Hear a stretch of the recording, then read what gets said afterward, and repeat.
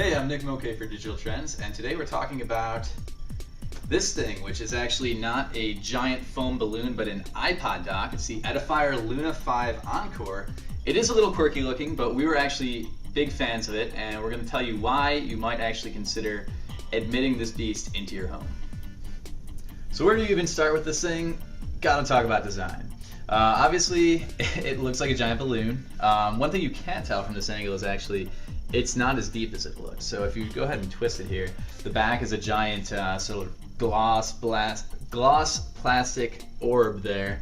Around the front, it's actually really well built. This is actually solid metal, and everything feels really solid. It's not a cheap feeling unit. It's $300, as it shouldn't feel cheap. The sound on here, we actually have it playing now. You won't be able to tell really with our video equipment how good the sound quality is, but it sounds good. Sound goes from 0 to 50 units on the little digital display over here on the side. When you get it up to 50, it is really cranking. We actually had a little problem with it. We didn't think we had it at full volume, but when we finally got it there, our ears were maybe a little bit blown out. It is really loud, but it doesn't break apart at that volume either. I know a lot of sort of cheap home audio products, when you get them up to full volume, they start to really distort a lot. This thing, you could actually play at full volume, and actually it would actually sound pretty good at that level, although you're going to need a big room to do it.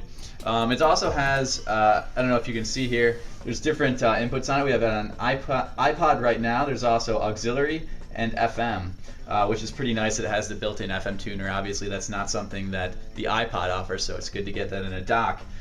Some cons, it is a $300 dock. For something of this quality, we actually think that's reasonable, but for an iPod dock in general, some people think that's kind of pushing what a reasonable price for one of these things is. Also, you know, the design is sort of take it or leave it.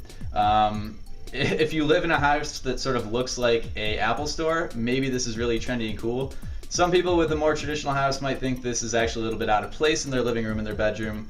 Like we said, it's a totally subjective thing.